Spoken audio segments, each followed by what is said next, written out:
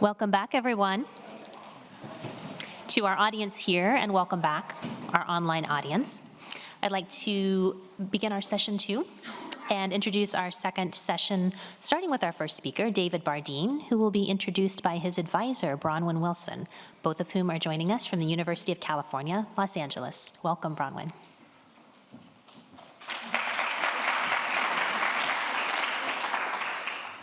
Thank you, Rebecca. And good afternoon, everyone. It is a pleasure to introduce David Bardeen, who came to our Department of Art History in 2016 following an MA at the Institute of Fine Arts in New York. His publications include 9 entries in the catalog for the exhibition at the Getty on the Renaissance nude, and also 3 essays for the Getty website that he wrote in 2019-20 while he was serving as intern in the paintings department in the museum. Bardeen is currently the David E. Finley Fellow at CASVA, where he's completing what I think is a riveting dissertation titled Arboreal Formations, The Dynamics of Wood in Italian Intarsia, 1450 to 1525. The extraordinary visual evidence he has gathered provokes a radical reassessment of Intarsia, and importantly, also of panel painting. Countering the conventional view that pictures are models for Intarsia, his findings demonstrate that paintings are frequently ruminations in their form and their content on Intarsia's references to making things from wood, from depictions of forests, cutting down trees and foraging, to emphasis on details such as wood grain and the medium's distinctive formats. Bardeen demonstrates that Intarsia was not only an influential medium, but also a mode of thinking about nature, about artifice, about generation and regeneration. So the title of his paper is Grains, Worms, and Stains, Designing from Wood in Early Modern Italy, 1450 to 1525. Welcome, David.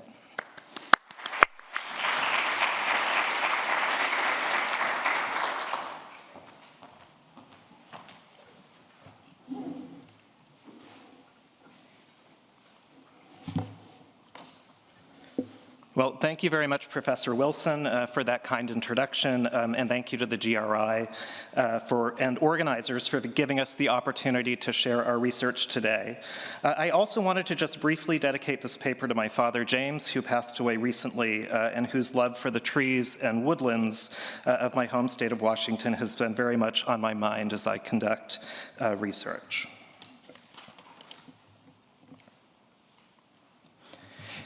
In an intarsia, or wood inlay panel, produced by the Sienese craftsman Antonio Barilli, a bearded figure leans through an open window, his left arm resting on the sill in front, and his right hand propped against the window's upper jamb. He gazes upward. Behind him is a wall, or colonnade, and beyond a garden with a row of trees. The panel is one of 19 produced by Barilli's workshop for the Chapel of St. John the Baptist in the Siena Cathedral, constructed between 1484 and 1502 to house relics of the saint. In the earliest written description of the panels, which wrapped around the lower register of the circular chapel, the 17th century art historian Alfonso Landi noted several key details: the ray of lights and diadem crowning the figure's head, his skyward glance and raised arm, and the lush garden setting. Missing from Landi's description, however, is an important detail that seems to have escaped notice in every subsequent investigation of the chapel and its panels. In the hand described as raised to heaven, this saint is holding a small woodworker's plane or sander between his thumb and forefinger. This saintly figure is performing one of the final and most intimate acts in the process of intarsia making, smoothing a panel's surface to reveal through repetitive motion the natural formations in wood. In this paper, I focus on this zone where hand, tool, and arboreal matter meet, to wood's natural formations and how they were crafted. Prior art historical studies of intarsia have focused on their images, including their relationship to theories of linear perspective and the iconographic programs of the spaces where they were installed. I begin, instead, with the biological and ecological properties of the wood itself. Central to this approach is the notion that intarsia makers weren't designing with wood, they were designing from wood, thinking about how the life cycle of trees worked in concert with philosophical and spiritual concerns. The saint's hand provides a point of departure to examine the panel's materials and other traces of its making. It is composed of several pieces of a light-colored wood, one curved, extending from the tip of the saint's thumb to the end of his forefinger, and one each for the saint's 3 remaining fingers, which cradle the plane. These pieces of wood, or tesserae, are inlaid within 2 larger pieces of wood, a horizontal fragment that represents the sky behind the garden, and a vertical fragment that represents the window's side jamb. To these configurations of tesserae, Bareilly has employed a number of techniques that contribute to the panel's legibility and enhance its textural qualities. Ink has been applied between tesserae to emphasize the contours of objects, and furrows have been cut into tesserae to add form and shape. These and other techniques are most evident in the saint's hair, hands, and face. Tiny parallel shavings of wood have been inserted to delineate the arch of his eyebrows, and thin ribbons of light-colored wood add highlights to the crown of his head. These aspects of Intarsia's making contributed to the notion that Intarsists were painting with wood, seeking to produce naturalistic renderings of saints, landscapes, and architectural features within wood's pictorial limitations. This was the position of Giorgio Vasari, whose commentary shaped the early historiography. In his preface to Lives of the Artist, Vasari classified Intarsia as a form of painting, to be evaluated by standards similar to those for works in tempera and oils. According to Vasari, Intarsia was most successful in realizing designs in perspective, pictures of buildings and geometric objects. In his notes on technique, Vasari acknowledged that wood's pliancy permitted Intarsia makers to realize more elaborate designs, quote, figures, fruit, and animals, some of which are in truth most lifelike. But he was critical of its pictorial potential. He characterized the makers of Intarsia as, quote, possessing more patience than skill in design, and he referred to Intarsia itself as, quote, counterfeit painting, being less than painting, a reference to wood's limitations in achieving designs that were true to nature. Missing from Vasari's critique, however, are the extraordinary ways the natural formations of wood play across Intarsia's surfaces.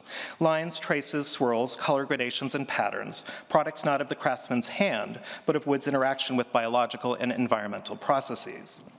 In Bareilly's panel, for example, at the picture's 4 corners, the craftsman has selected a wood with tight, straight grains, then positioned the tessera so that the grains run toward the center of the picture, directing the eyes toward features at greater depth. In a sense, the grains function as a materialization of the picture's orthogonals, as if the panel's schematic underdrawing had been lifted to the surface. On the tessera used to depict the sky, the craftsman has used a cut of wood whose grains are loose and curvilinear, perhaps a brown oak with a common fungal infection known to produce these characteristics. It has been sawn to generate a grain pattern of variable width. The tessera captures the shimmer of light's atmospheric effects. To the left of the saint's raised hand, the wood grain seems to dissolve, replaced by a liquid or gaseous swirl of irregular patterns and forms. This is burl wood, which forms on trees near unsprouted bud tissue. Cut, smoothed, and positioned where it is, it resembles marble. In Intarsia installations throughout central and northern Italy, Intarsia makers made inventive use of the wood grain and other formations. In the skies above architectural or landscape scenes, circular eddies in the wood, legacies of branches that were removed or failed to grow, resemble clouds that float overhead. Tesserae with pronounced wood grain have been used to accentuate the geometries of everyday objects, the contours of bowls, pitchers, and chairs. And there are countless examples where the formations in wood connote other materials, like marble, leather, or textiles. For example, the rug or banner hanging out a window at lower left, or are used to represent wood itself. In a panel from the Church of San Girolamo della Certosa in Bologna, at the right in this slide, the surface of a cross contains the tessera's natural undulations and eddies across its surface, rendered by the natural formations on the tessera itself. The effect is to emphasize both the woodenness of this cross and the woodenness of the materials used to represent it, eliding the distinction between the panel's surface and the surface of the holy object. Based on these observations, a few preliminary comments. First, more than other pictorial art forms of the period, such as panel paintings and frescoes, the production of intarsia's pictures involves a collaboration between intarsia makers and their materials, in which the wood itself intervenes and shapes both the potential and limitations of the pictures that result. Intarsia's surfaces coalesce through a collaborative process involving craftsmen, their tools, and the dynamics of arboreal matter. Second, the specialized skill of intarsia makers involves more than their expertise in cutting, treating, or otherwise working with wood. They must also develop an intimate knowledge of the environmental conditions and growth patterns of trees and timber that are likely to yield the biostructural features desired for intarsia's visual and other effects. Finally, despite the panel's undeniable illusionistic effects, there is never any question, even when viewed from a distance, that intarsia panels are made of anything other than wood. Intarsia panels call attention to how wood behaves, its pliability, its stubbornness, the subtlety of its surfaces, and juxtaposes the characteristics of wood with the content of intarsia's pictures and the decorative programs in the interiors in which intarsia panels were installed.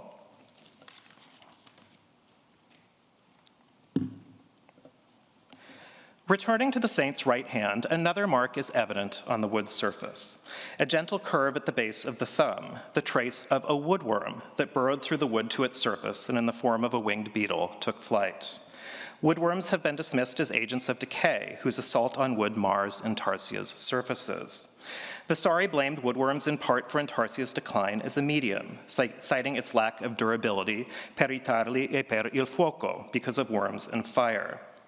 In art historical scholarship, woodworms make an appearance only in conservation reports, as ex post decay that mars the panel's surfaces and requires intervention.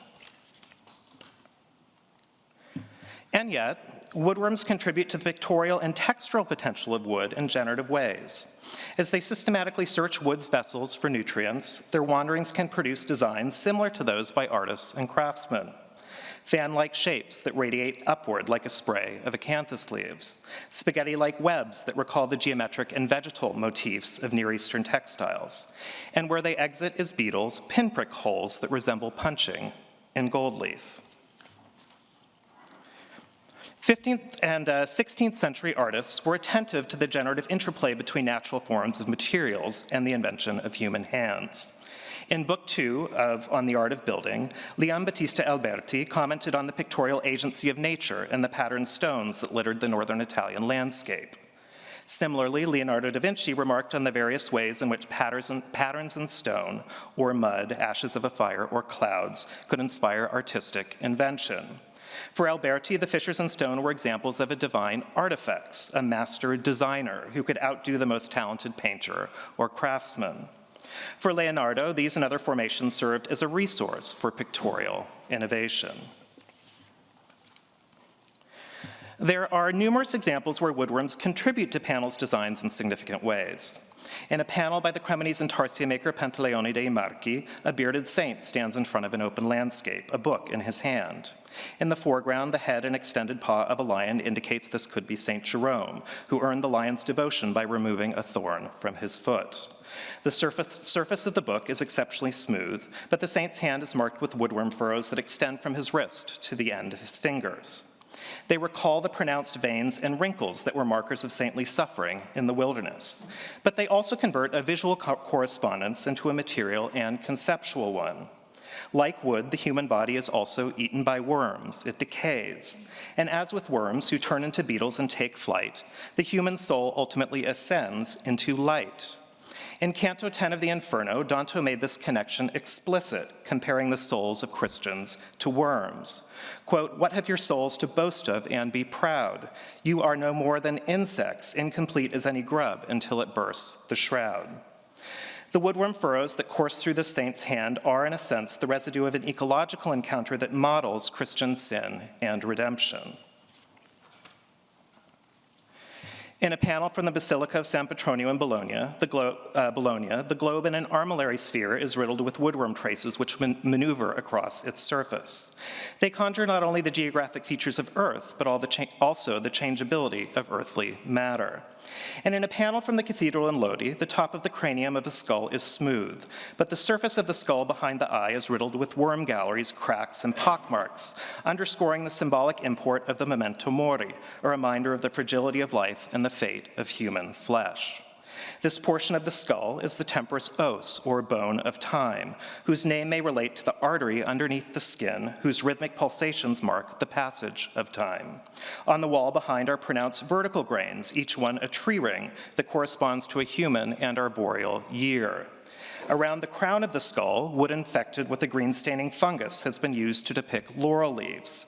Fungal stains are far more permanent than artificial pastes or pigments, appropriate for a laurel leaf, symbol of eternal youth and beauty.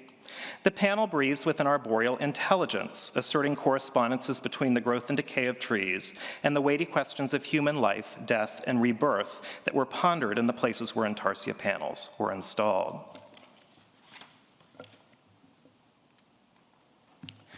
Returning again to the panel of Bareilly's Unidentified Saint and to color, the pictorial image is overwhelmingly rendered in the ambers, beiges, and browns of wood. But there's an exception, passages of green in the saint's garments that accentuate the folds in his sleeves and where the fabric bunches at the waist.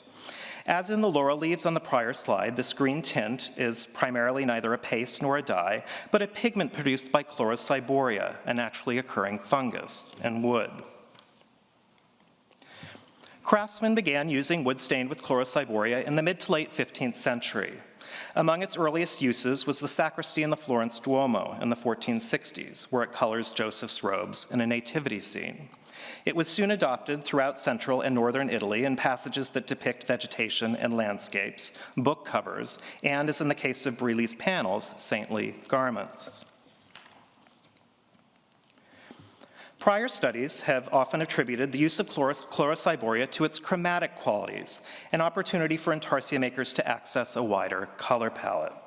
As a general matter, the extent to which intarsia makers colored their panels is unclear. In the early 15th century, intarsia makers occasionally enhanced their panels in targeted ways. For example, in the Cappella dei Signori in the Palazzo Pubblico in Siena, the woodworker Domenico Di Nicolo applied green and red pastes in ways that draw attention to key details. In a panel depicting the moment of creation, green paste colors the sea of a mappamundi. And in another panel, red paste colors the wounds on Christ's hands and torso. This use of paste exceeds its descriptive function in ways that link the craftsman's materials to the image's subject matter. On the mappamundi, for example, the paste is opaque and thick, an aqueous substance that swirls around the map's landmasses. Similarly, the red paste applied to Christ's wounds seems to congeal on the surface of the panel, visual and tactile evidence of Christ's suffering.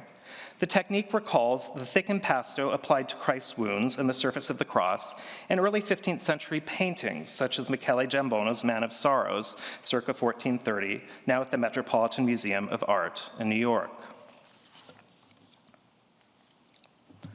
Chlorociboria interacts with wood differently than other colorants such as pastes.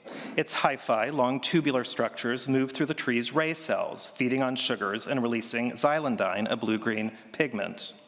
As a result of how it infects wood, generating bands of color where ray cells promote its growth, Chlorociboria calls attention to rather than obscures wood's biological structure. In addition, as I have already stated, the stain is permanent or more permanent, persisting long after other pigments applied to wood have disappeared because of abrasion, cleaning, or exposure to light. Like other features of wood previously discussed, such as the wood grain and worms, Chlorociboria entangles the formal elements of intarsia's pictures, in this case color, with wood's natural formations and the dynamics of arboreal growth. For craftsmen, this entanglement with natural processes began outside of the workshop in the search for fungally stained wood. The fungus affects trees on hillsides or in wetlands where fungal spores permeate the flesh of damaged branches. Chlorociboria is rarely visible on the surface, so woodworkers must look for telltale signs, a green tint on severed branches, or the green tubular structures called apothecia that sometimes emerge from an infected tree's bark. This deep engagement with the natural environment is taken up in the content of Intarsia's pictures, where chlorocyboria stain is used in the depiction of landscapes and foliage. The panel's lineous materials quiver with an organicity that complicates the static composition of their images. They advertise the ways in which Intarsia's pictures emerge from this collaboration between human and arboreal matter. That craftsmen were attempting to assert this very aspect of their craft is evident in a remarkable panel attached to a cassone or chest from the Contini Bonacassi collection in Florence. It depicts an empty cityscape, its buildings and central piazza adhering to a rigid perspectival scheme. It closely resembles a trio of paintings, one of which is pictured here below, linked to the court in Urbino that depicted idealized cityscapes.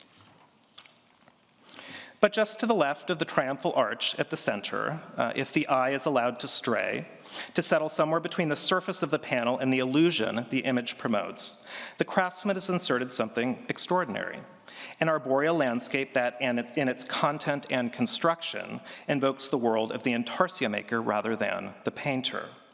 In this patch of forest, the trees, realized with slivers of a light-colored wood, bend and flex. The dark recesses between them are strips, likely strips of bog oak, blackened by submersion in the wetlands from which this type of wood is gathered. The canopy glows with the faint green of chlorocyboria.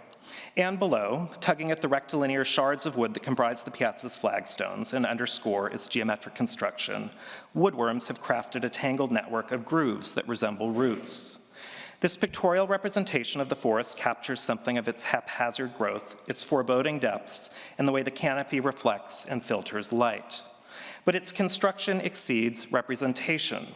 In its content, materials, and the extant traces of its crafting, the Intarsia panel engages both maker and user with the ecological systems and materials flows of the surrounding forest.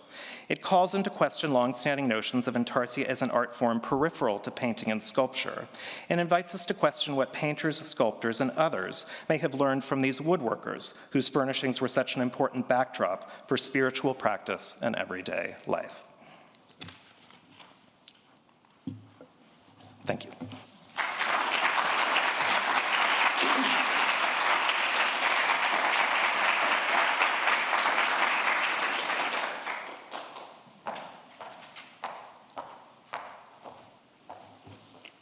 Hello, I'm Jason Weems from the University of California, Riverside.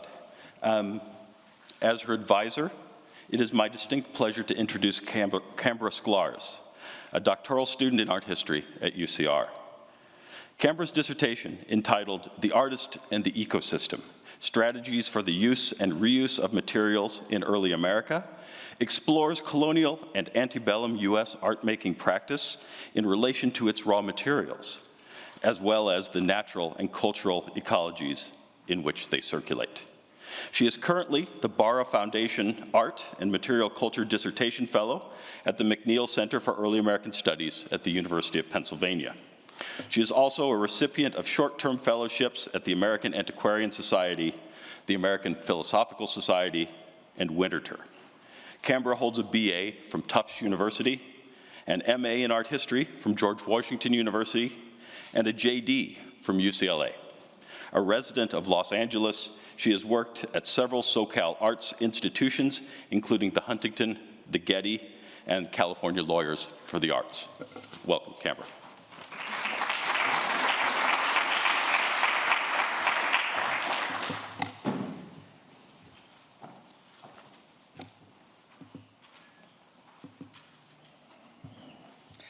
Hello, and thank you to all of the terrific organizers at the Getty for having me here today. This is my first time sharing some of my dissertation research in a more public way, and it feels particularly fitting to do it here, since the Getty's collection has been a source of inspiration from the very seeds of my project idea. And here are two works in the Getty collection that I had the chance to view just as I was starting to think about my dissertation topic. On the left is a study for Balthazar by Peter Paul Rubens, and Head of a Woman by Annibale Carracci is on the right. If you look closely at details, you can see that both of these works were painted on old accounting or ledger pages. These works fascinated me because they showed these renowned artists using what was around them to make these amazing, if only preparatory or sketched works.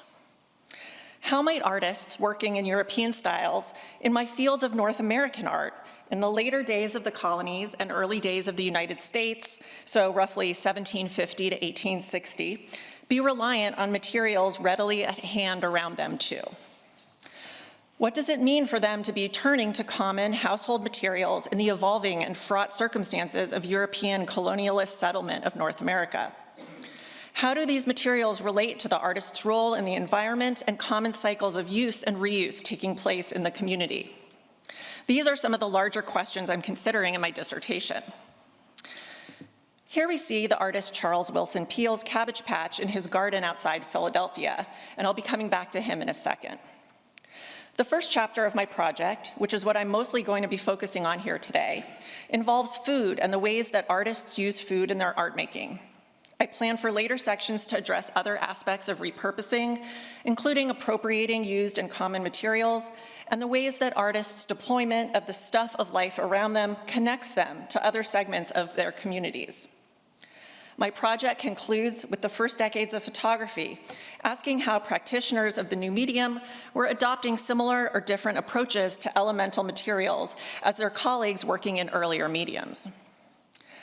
To start the discussion of my chapter on food here today, I'll turn to the artist Charles Willson Peale. On Saturday, August 2nd, 1788, Charles Willson Peale made chicken soup. And here we see him in his older age in the museum he founded. Back in 1788, he made the soup after spending part of the day marketing, a task he returned to again on Wednesday. The following Saturday, August 9th, he wrote in his journal that he, quote, worked on a miniature of Mr. John Francis painted 2 or 3 years past, made an essay to prepare a white for watercolors from burning eggshells in a great heat, but find that bones in the same manner prepared from the present trials appear to be the best working white. Peale does not say exactly what kinds of eggs or bones he used, but his journals suggest a few important things. Among them, we can tell that he pretty clearly had access to chickens, a ready source of materials for the paint he's trying to make. We can also see how closely his artistic practices intermingled with his daily eating practices. Finally, we see that his experiments correspond to, if not follow to a T, recipes for making white pigment in the Englishman Robert Dossie's treatise, The Handmaid to the Arts. Dossie's volumes include recipes for both bone-based white and eggshell-based white. As Janice Schimmelman has noted in her work documenting the art volumes available in early British America, among dozens of art treatises available in North America in the 18th century, Dossie's work was the most popular. Peale himself acquired the book in Philadelphia just when it showed up there in 1762. Just some of the other edible ingredients that Dossie calls for in his lengthy 2-volume work include substances like butter to clean paintings, pomegranate peels for writing ink, sugar for India ink and as a vehicle for pigments in miniature painting, and the yolks of eggs to help purify ultramarine. He also includes other animal products like blood for making Prussian blue pigment and horse dung for insulating vessels. And I should say here that the work covers a breadth of artistic practices, from pigments for oil and watercolor painting to wood staining, paper mache to coloring glass.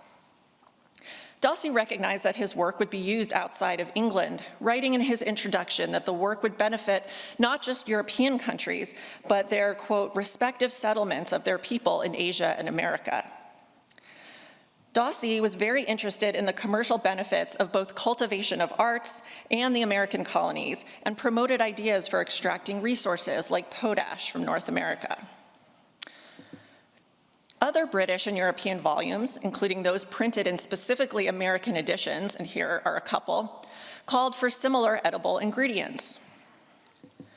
For cleaning pictures, the first American edition of 1,000 Valuable Secrets in the Elegant and Useful Arts calls for egg whites and water in which leeks have been soaked for days. Onion is one possible ingredient to help refine oils, including nut oils used for painting. Common bones can produce ivory black pigment, and crayons can be made with a mixture of honey and gum arabic. And to make verdigris paint, painters should, quote, grind the verdigris with vinegar and put it in a piece of brown bread dough. Bake it as you would bread, and when done, cut it open and take it out, end quote. In considering the closeness of art production and food preparation, it's also noteworthy that this and other similar treatises link the two areas very closely. Besides instructions for artists like painters, printmakers, and gilders, 1,000 Valuable Secrets includes chapters on making vinegars, liquors, confectionery products, and stain removal. The author explains that the work is not just for artists, but, quote, will be equally profitable to every reader who wishes to be acquainted with a number of curious and useful receipts applicable to the common occasions of life, end quote. And once again, there's a confirmation of the colonial conditions in which the book is produced, with the preface expressing the hope that the book promote industry and stimulate genius, end quote, in the United States of America. It's not especially surprising that these volumes include food. Pamela Smith, who's been making artisans' early modern European recipes in her labs at Columbia University in the present day, summarizes the long European tradition of using food in art and related practices, putting it this way. She says, quote, the quotidian stuff that sustained growth in the human body, including bread, butter, eggs, milk, honey, figs, and garlic, was also employed on a daily basis in workshop practices, end quote. American artists desiring to work in European styles and techniques continued these traditions. The generation after Charles Willson Peale, including his own son Rembrandt and the painter Thomas Sully, both wrote their own painting treatises of a sort, though Rembrandt's remained unpublished. Emphasizing that their methods are based on extensive personal experience, both works include food ingredients. Rembrandt, for example, evaluates European authors' use of coffee grounds as a basis for a black pigment, and quotes a recommendation to apply onion or garlic to prepare a canvas for watercolors, while suggesting a potato as an alternative. He advises using sour milk to prepare Naples yellow. He explains about the pigment, quote, it is of a somewhat greenish hue and is unfit to be used in its crude state, till it's cleansed and levigated, because in contrast with the palette knife, it turns green. It is purified by grinding it with milk, letting it turn sour, and then washing it well out. He further quotes advice to use soft cheese to glue a panel and recommends a paste made out of wheat flour to prepare a canvas. He describes a mixture of egg and sugar as a temporary varnish and to protect paintings when rolling them up. At other times, he used what he called a pancake mixture of flour and eggs to protect paintings in transit. And based on his correspondence, I believe he used it on this very large painting that traveled extensively for exhibition. Sully too concocted a similar mixture for transport, though his included alcohol, sugar, and egg white. His Hints to Young Painters, where he published this recipe, looks back on his long career. He mentions but distrusts advice to use garlic to remove knots from pine boards. He does recommend, however, preparing a painting for varnish with potatoes, making sure to slice the potato thinly to be able to cover the work with its juice. He also advises reusing a canvas by covering it with a solution of skimmed milk and white lead. He did not limit his use of milk to old used canvases, but also applied milk mixed with pigments to new works as grounds, including this portrait of his wife with her dog, which he specifically recalls in Hints decades later. Conservators believe this was a true innovation on his part, and it also seems more than a coincidence that for him, the most memorable example of this technique involves a homey scene with his wife feeding a biscuit to her dog. That is, it's easier to link the kitchen ingredients to his wife's casual activities and food-filled hands than to a prestigious portrait of Queen Victoria, for example. Toward the end of his career, he varnished at least a couple works with bacon fat, and he left a note about it on this one. When Lance Mayer and Gay Myers, the conservators who wrote a key text on American painting techniques of the period, a foundational source for my project, call this strange, When conceived in relation to the long line of treatises and the growing urban food spaces of the time, it does not seem so strange, at least to me, that these conditions would stimulate Sully to use what's around him, and a very domesticated European animal food product. While it's true that these guys I'm mentioning were trying things out, and that it's likely not the case that rubbing bacon fat on paintings was a widespread practice, for these artists fully enmeshed in the heart of the US art sphere at the time, food was within the bounds of artistic experimentation. Another instruction book written for a more general audience and workaday artists is by Rufus Porter, a renowned tinkerer, muralist, and founder of Scientific American magazine. He includes ingredients like beef tallow, rum, and honey in his instructions for gilding, beet juice and cabbage leaves in various concoctions of ink, and rye flour paste to adhere pictures to a backing during varnishing, and both cheese and rice flour for mending ceramics. I've been searching out and collecting additional examples of artists and others working in fields like lithography, recording instructions for using ingredients like soap made of suet for lithography crayons, garlic to smooth over ivory surfaces for miniatures, or bread and onions to achieve certain characteristics in ink.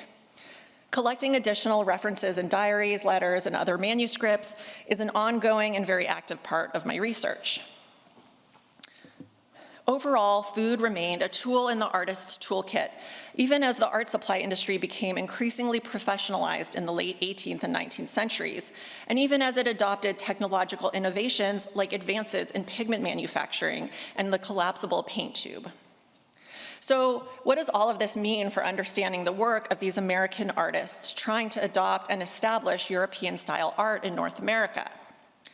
At this point in my project, my thinking is focused on a couple areas, namely connections between materials and the physical landscape, and materials and Euro-American settler identity.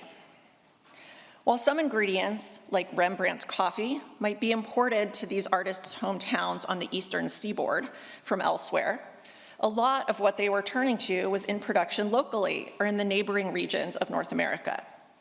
Ingredients like milk, eggs, and bones were in ready supply as byproducts of local livestock and poultry industries. Wheat was also grown and ground near Philadelphia and other similar cities.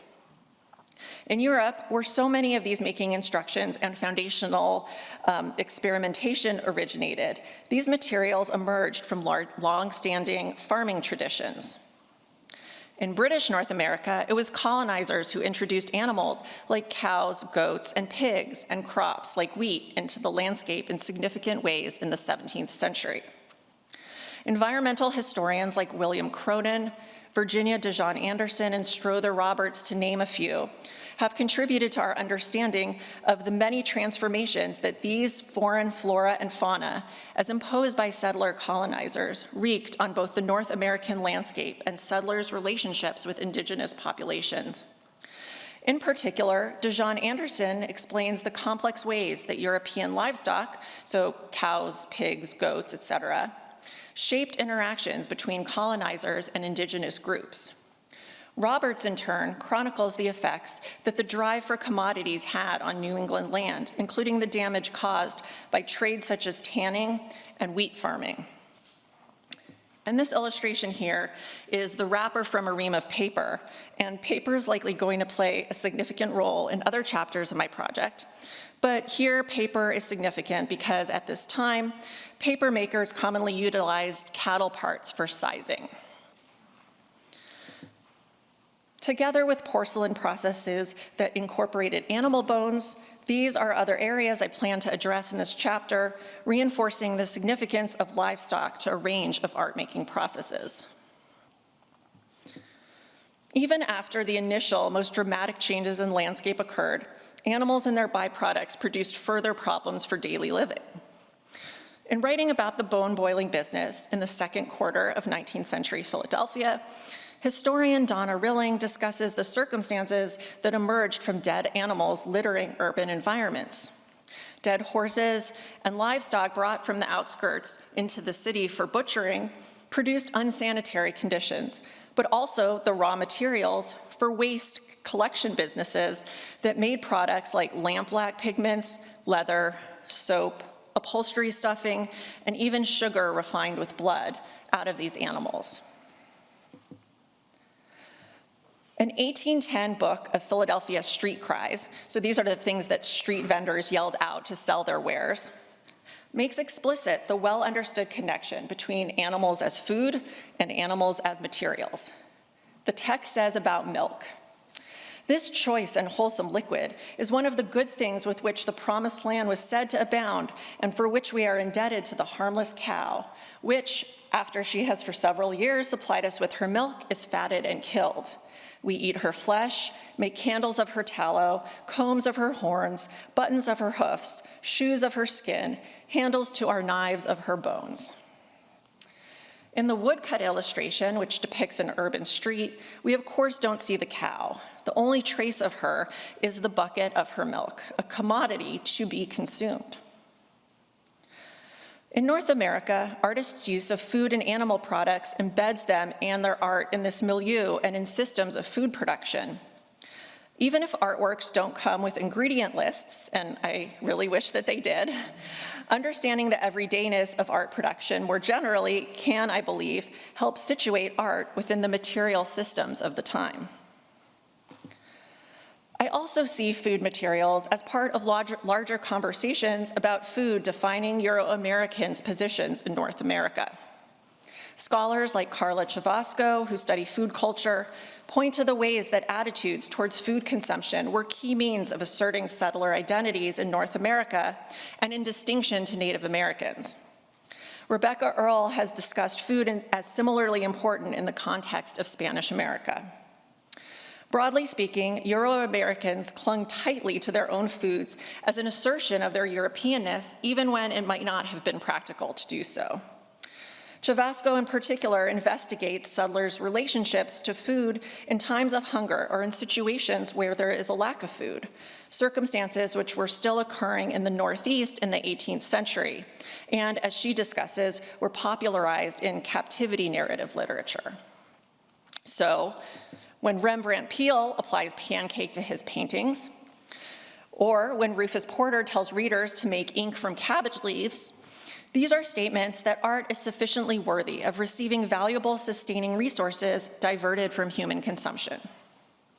Certainly, I'm not saying that artists were using up food supplies on a mass or ruinous scale, but in a geographical area where food played such an ongoing and important role in colonization dynamics and narratives, artists' continued use of food suggests both a physical and metaphorical understanding of their art as worthy of being fed and sustained, and perhaps in some ways mutable, or to use Jane Bennett's term, vibrant.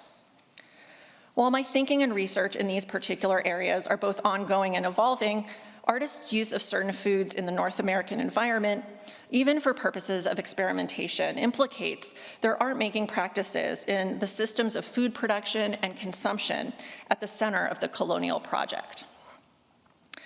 I also want to discuss how understanding artists' use of food as a material opens up additional interpretations of subject matter, which also leads me to talk about a food fight. A diarist familiar with the goings-on of the Royal Academy of London during the tenure of American painter Benjamin West, who was its president, remarked on the exorbitant bills for bread that the Academy was receiving. And here we have some likely American students at West's studio in London.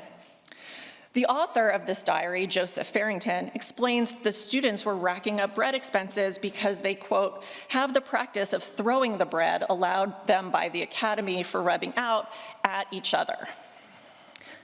The Academy agreed to address the mischief with a ban on the use of bread as erasers. I tell this story both because I love how we can catch a glimpse behind the scenes of the state institution, but also to indicate how the established practice of using bread as erasers breaks down the boundaries between food and art making too. And here we have a work with some delicate effects that a conservator attributes in part to the use of dry or damp breadcrumbs employed as erasers. Royal Academy roughhousing aside, understanding the close relationship between food and art making opens up some interesting ways of thinking about iconography. Here's a painting from 1830, The Vanity of the Artist's Dream by Charles Bird King, another painter in the Philadelphia mix. Many have interpreted the work along with a similar earlier piece, which on their faces depict the plight of a broke artist, as commentary on the impoverished state of the arts in the United States. Food generally comes up as a component of the artist's destitution. But most of these interpretations do not dwell too much on the pervasive use of references to food throughout the painting. They're everywhere, and just to go through a handful, we see a tome of Chain on the vegetable diet, advice to use balm and burnt beans as a substitute for tea and coffee, a loaf of bread and rind of cheese, a notice of a sheriff's sale listing a painting titled Roast Turkey and Beef, painted from recollection, together with a bushel of potatoes. Other notations say that Dr. F warns me against eating to excess. His wife wonders I don't take a wife to share my comforts instead of hoarding pork. And milk is no better than water. We've by now seen so many of these ingredients, bread, cheese, coffee, potatoes, milk, and livestock parts appear in some form as materials. The food references take on additional meanings as art supplies. The lines between what sustains the artist's body and what sustains the artist's work, both physically and conceptually, become even blurrier knowing that the same substances might fuel both. The painting repeatedly links the fictional artist, Mr. Pallet's, core bodily and professional state to food while suggesting equations between the artist and the canvas. Visually, the density of all the objects, food, and writing underscores the idea that this mixture of stuff in a tight cabinet forms or fills up the artist. The trope of the impoverished or suffering artist here and elsewhere seems often to be about bridging the purportedly high-minded pursuit of art to the more mundane, practical, daily requirements of life. Here, food as art supplies makes an additional physical connection between the two levels of operating, suggesting that art is actually made up of the stuff and scraps of everyday life. Thank you.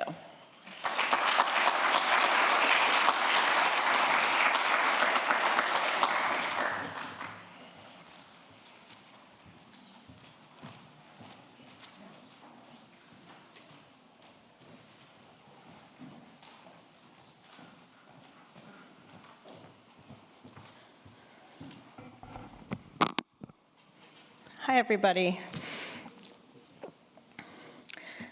I'm very pleased to introduce my student, Matthew Lim, who is an emerging scholar of modern craft and design who writes on the intersections of materiality, settler colonialism, queer sexuality, and the environment.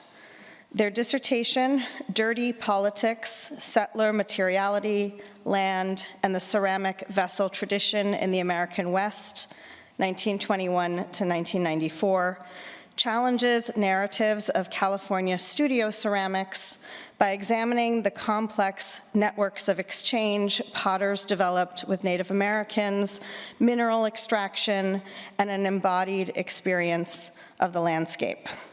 A first-generation college student, originally from Utah, Matthew is a committed and passionate teacher and meticulous researcher. He's also one of a cohort of many first-generation students that we're very proud to teach and train at UCSB. They are also one of my most decorated PhD students. Their work has been generously supported by the Center for Craft, the ACLS Henry Luce Foundation, the Smithsonian American Art Museum, and they are currently a Tyson Scholar at the Crystal Bridges Museum of American Art. Their talk today examines the tensions and possibilities of craft education when used as a tool for developing international diplomatic relations. And I'm so pleased and proud of Matthew. Please welcome them.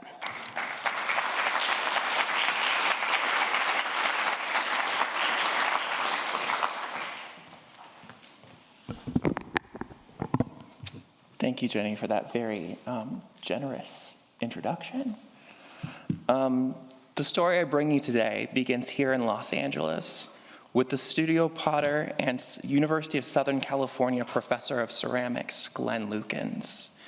In 1945, Lukens, then 59 years of age and suffering from debilitating arthritis, was approached by the Inter-American Education Foundation, or IAEF, and the U.S. Department of State to establish a vocational ceramics industry program in Haiti. The IAEF was a government-controlled entity created by Nelson A. Rockefeller in 1943. Its goal was facilitating Pan-American cooperation to find solutions for basic education problems as part of the Roosevelt administration's Good Neighbor policy. Up until 1948, the IAEF worked alongside the Haitian Ministry of Education to sponsor expert specialists in creating programs at the local, state, and national levels that addressed poverty, healthcare, agriculture, and economic development. The establishment of the United Nations in 1945 began shifting the U.S.'s approach to the distribution of international aid. Wanting to avoid the label of American imperialism, particularly in the wake of the U.S. occupation of Haiti from 1915 to 1934, U.S. foreign policy supported institutional international cooperation programs, such as those undertaken by the United Nations Education, Social, and Cultural Organization, or UNESCO. This specialized branch of the UN, of which both the U.S. and Haiti were founding members, were created to promote peace and stability through global cooperation in education, arts, science, and culture. Scholarship on international aid in the post-war years demonstrates that the so-called great powers in Europe and North America dominated the management of UNESCO's resources. However, historian Chantal Vernal argues that the participation of smaller nations like Haiti in UNESCO's programming, quote, lent legitimacy to the idea of using global platforms for development initiatives, end quote. By 1948, funding for Haiti through the IAEF programs gradually phased out. However, these programs became the foundations for UNESCO's pilot project in Haiti, focused on the southwestern rural Marbial Valley. Referred to as the Valley of Despair by European managers of the project, this pilot initiative was a global experiment in modeling fundamental educational programs in an impoverished region. At the request of the Haitian government, UNESCO sought to reduce illiteracy, promote basic education in healthcare and agriculture, and encourage the well-being of communities in social and economic terms to foster political peace. Scholars of the UNESCO pilot project have largely overlooked Glenn Lukens' Ceramic Home Industries program in the Marbial Valley, dismissing it as inconsequential within the larger scope of this ambitious undertaking. This sentiment was shared by key members within UNESCO's management of the project. When the Englishman Conrad J. Opper took over as director in the Marbial Valley, he wrote in February 1950 that Glenn Lukens' investment in teaching, quote, the peasants to make pottery is fruitless, end quote, and disconnected from more pressing stakes in combating poverty in the region, which he viewed primarily as healthcare and soil erosion. My talk today reevaluates the importance of the Haitian Ceramics Home Industries program by centering the local networks Glenn Lukens built collaboratively with Haitians, his relative freedom from the Byzantine bureaucracy of UNESCO, and a pedagogical model emphasizing self-determination, placemaking, and personal liberation. I argue that these qualities made the ceramics vocation program one of the most successful achievements in post-war aid to Haiti, with a lasting and unexplored impact on American craft history. Glenn Lukens was ideally suited to lead a vocational program in a nation that lacked an established ceramic industry. A self-taught potter from rural Missouri, Lukens had arrived in California in 1921 with lofty ambitions of elevating ceramics as an art form. In the 1920s, technical knowledge of ceramics and a supply chain for materials was severely underdeveloped on the West Coast. This environment forced Lukens to improvise in his problem solving. He outfitted his motor vehicle as a mobile laboratory and traveled regularly to Death Valley and other regions of the Mojave Desert to study the potential of minerals and clays of California. This ethos of experimentation proved useful in Haiti, where similar issues with supply chains, materials, and fuel sources were prominent hurdles.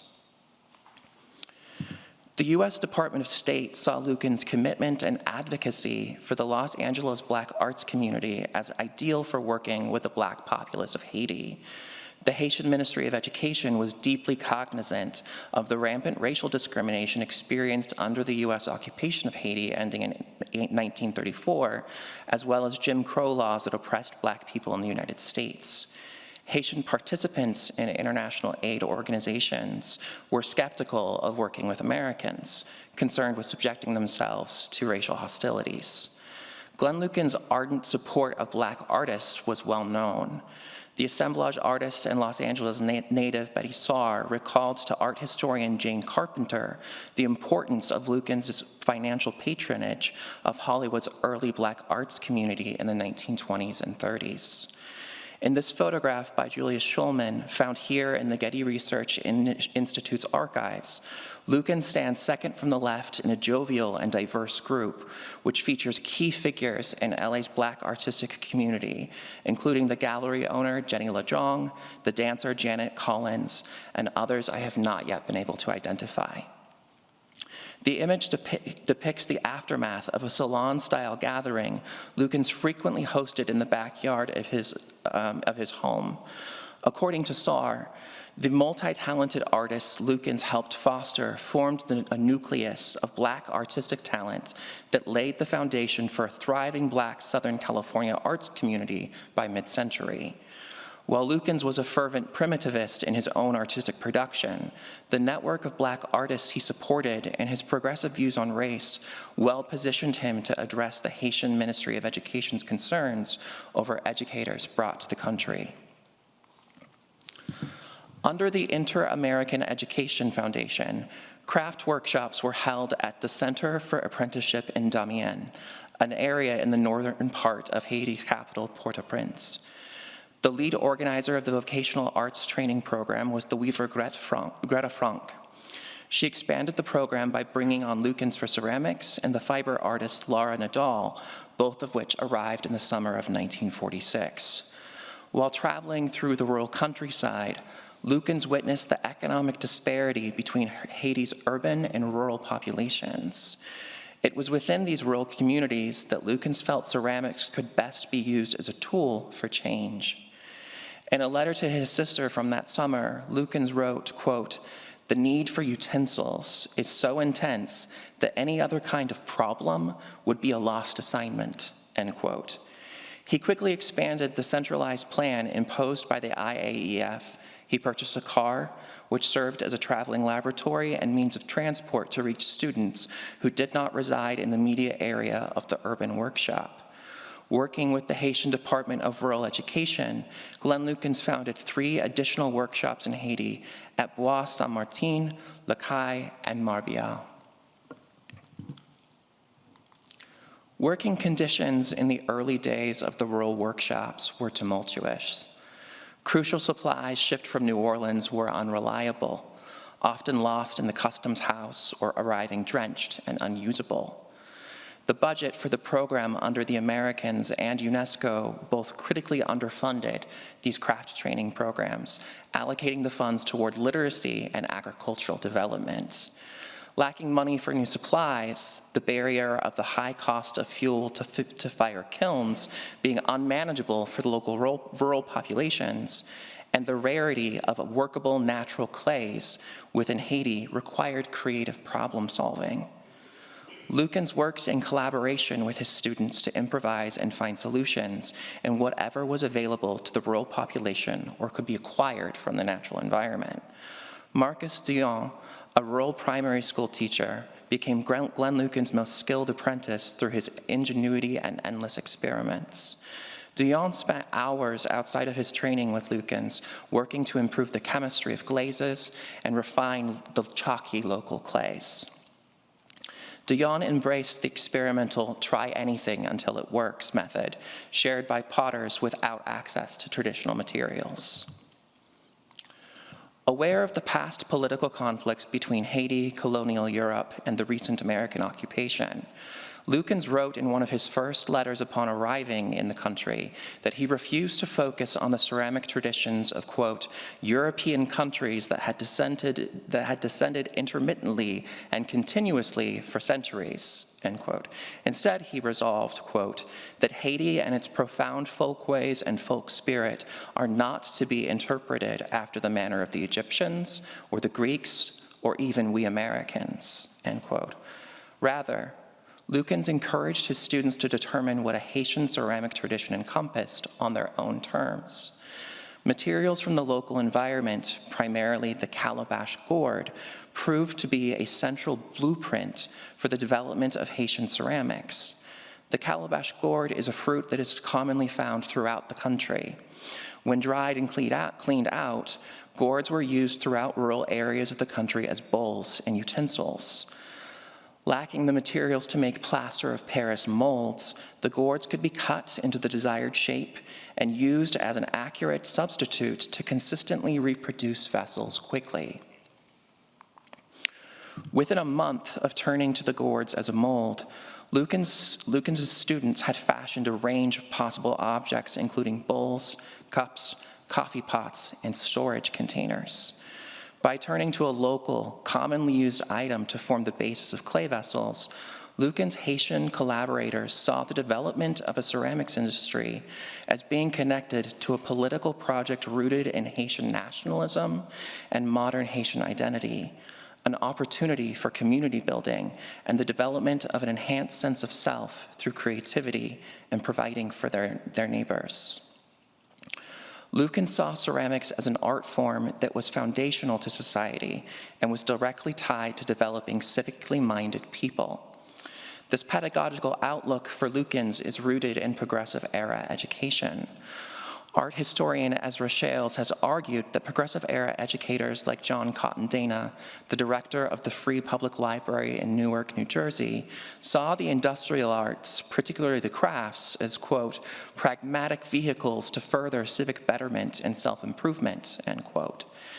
Dana believed that innate virtue involved in handwork impacted not only the maker, but the craft objects themselves, and had, quote, ethical properties that could rub off on consumers for the betterment of society.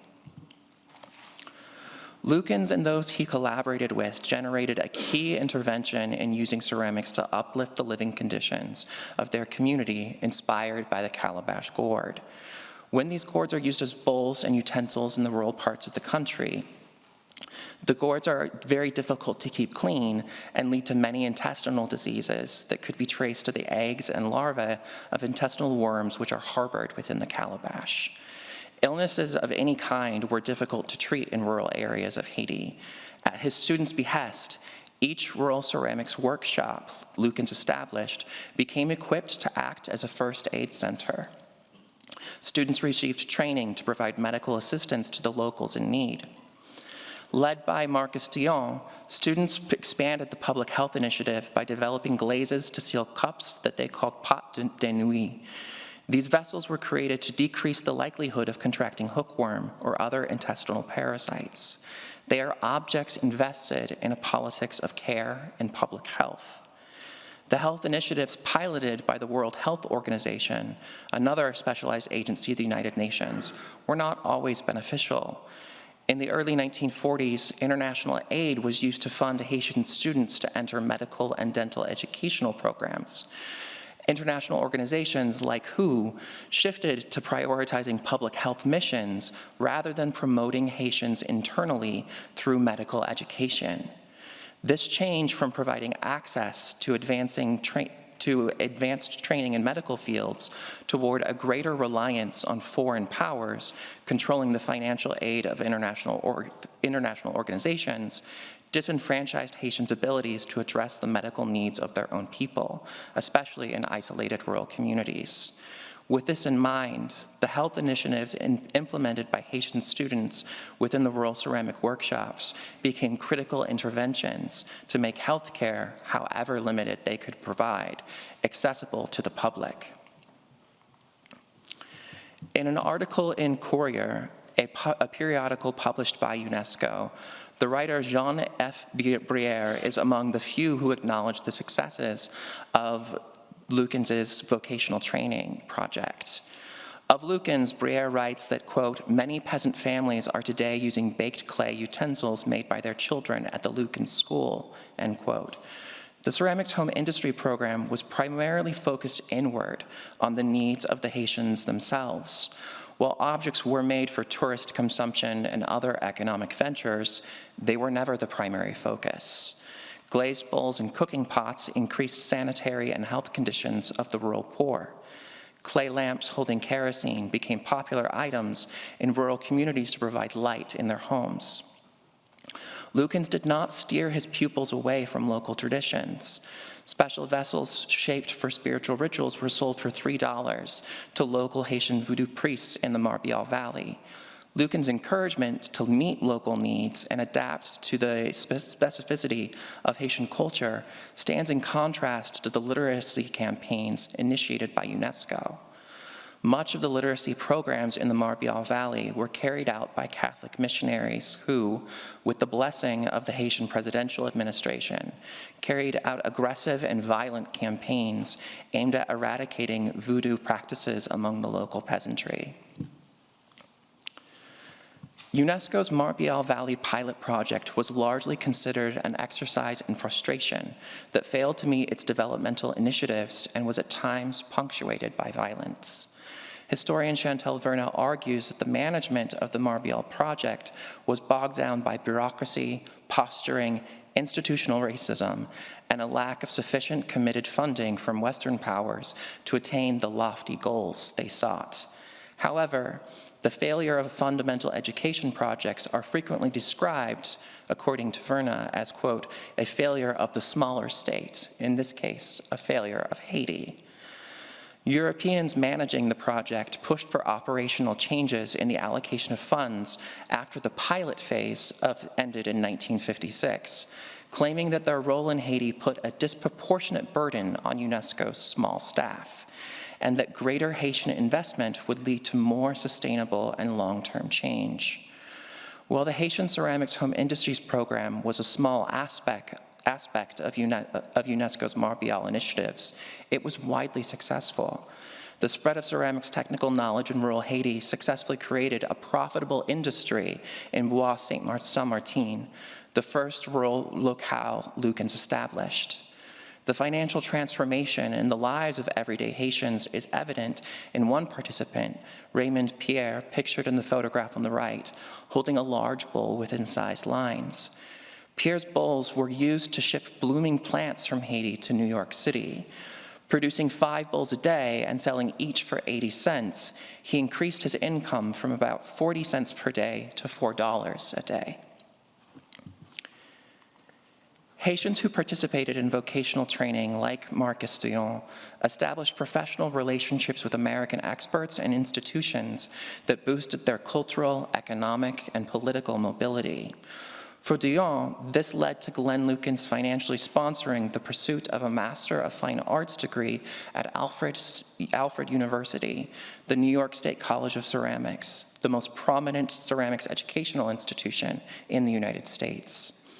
As an established artist in Los Angeles, Lukens used his prominence to highlight the work of his Haitian students, exhibiting alongside Dion and remaining a key collaborator, patron, and mentor until he died in 1967. After graduating from Alfred University, Marcus Dion was hired at Jackson State University, a historically Black research college in Jackson, Mississippi.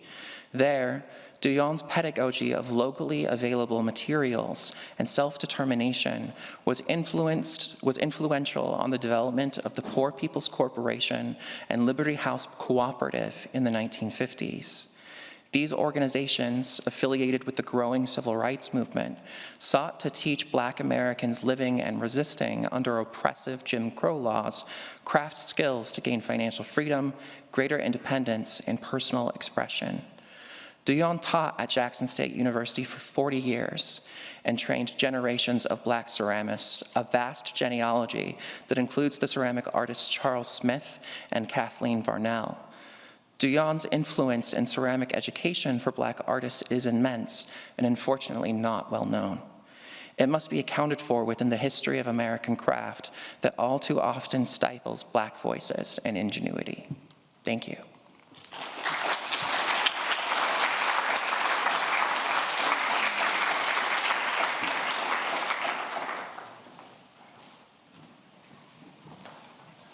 Thank you to David, Cambra, and Matthew for 3 rich and thought-provoking papers. I'd like to invite you back to the stage now, along with Nancy who will be moderating our discussion for session 2. Nancy is Associate Director for Research and Knowledge Creation at the Getty Research Institute.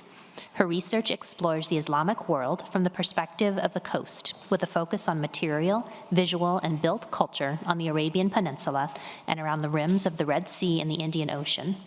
She is the author of The Merchant Houses of Mocha, Trade and Architecture in an Indian Ocean Port, and Shipped But Not Sold, Material Culture and the Social Protocols of Trade During Yemen's Age of Coffee, in addition to studies about trade, art, diplomacy, and gift exchange around the early modern Indian Ocean rim. Welcome.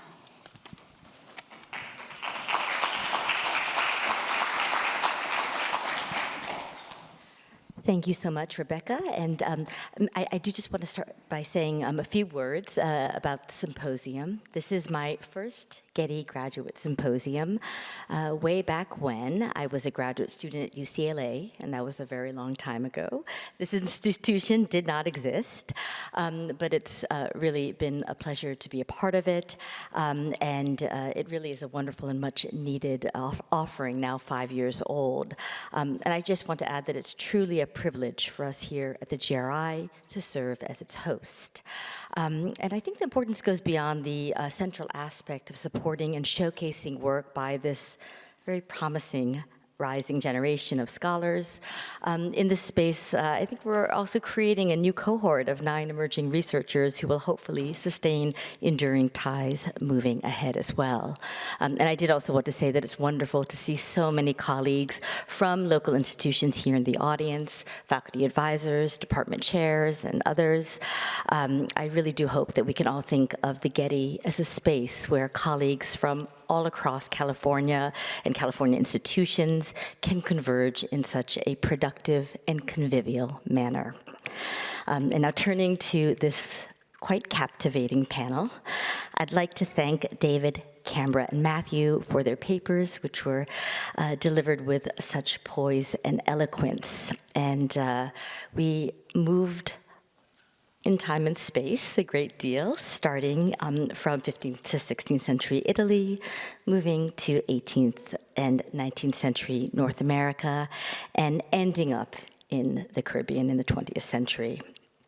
Even with these various points of departure, the 3 panelists shared the purpose of thinking deeply about vibrant materiality and the practices of making. And I think they mapped out some real decisive directions in the history of art as a collective. Even though they did not put these papers forward together, they were combined, but I think in a very effective way. And they really make me think about the current concerns that I think are really driving the field.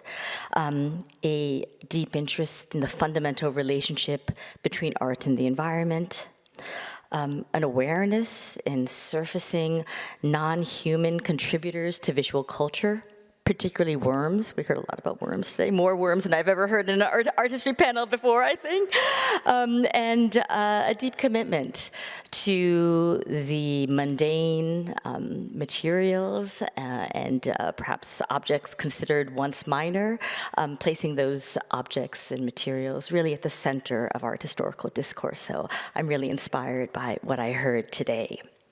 So I think I'm going to just start by putting out a question to all three of you. It's a pretty simple one.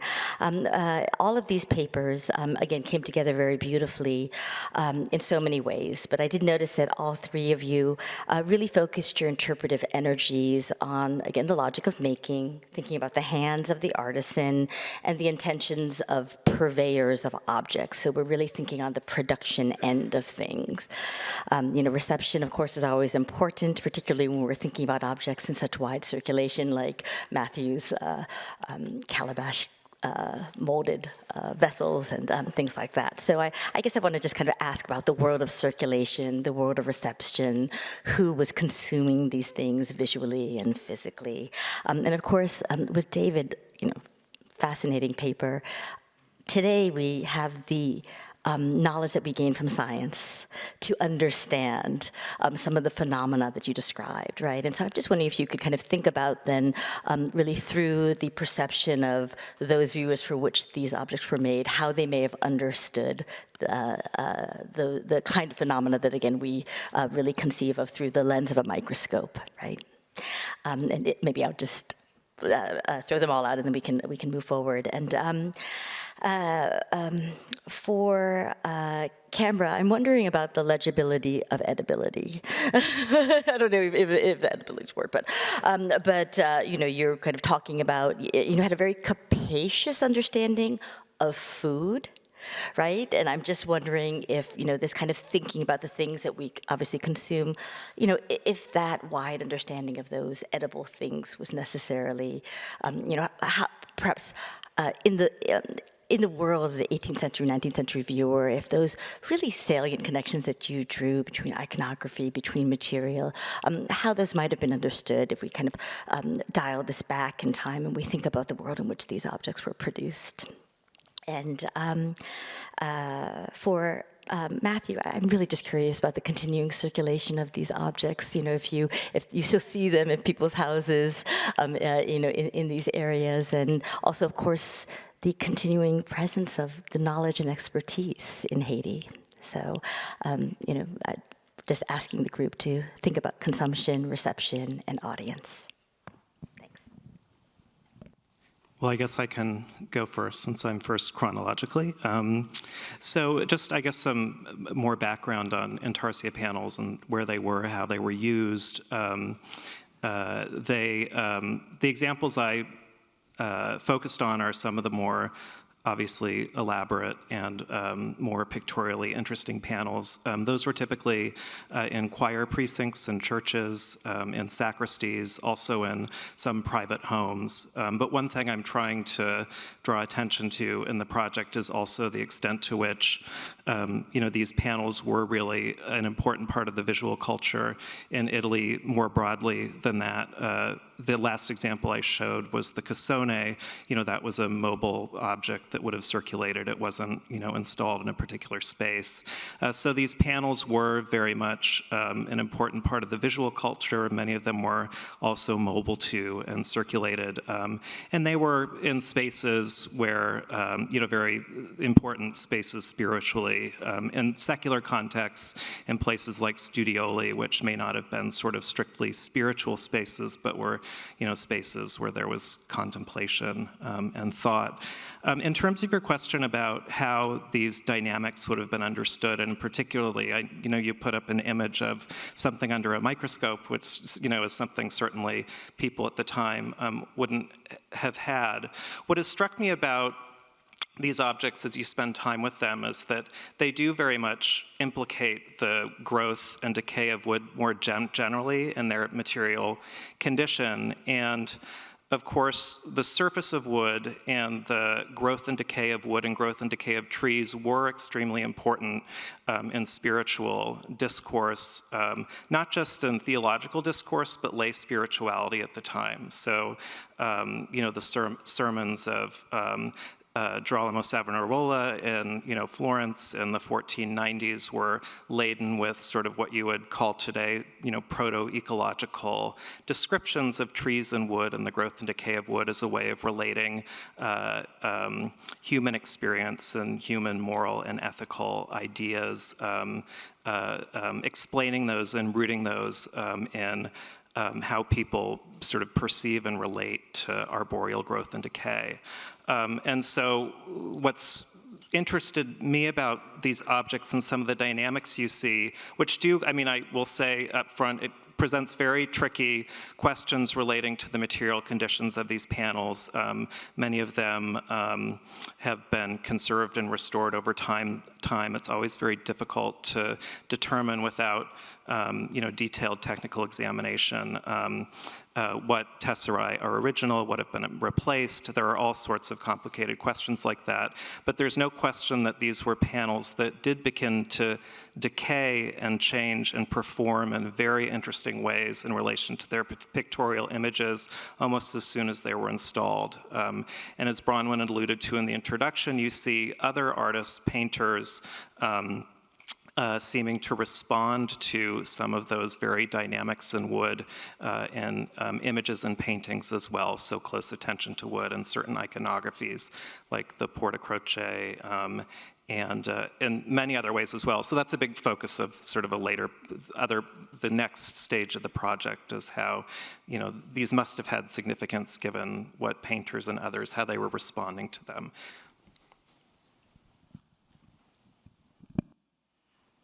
Hi. Is this on now? Okay, great. So I think your question was well put as the legibility of edibility. And it's definitely been a challenge of my project to understand what artists were using. As I mentioned, sometimes I really want the ingredient list and want to know exactly what they've been doing.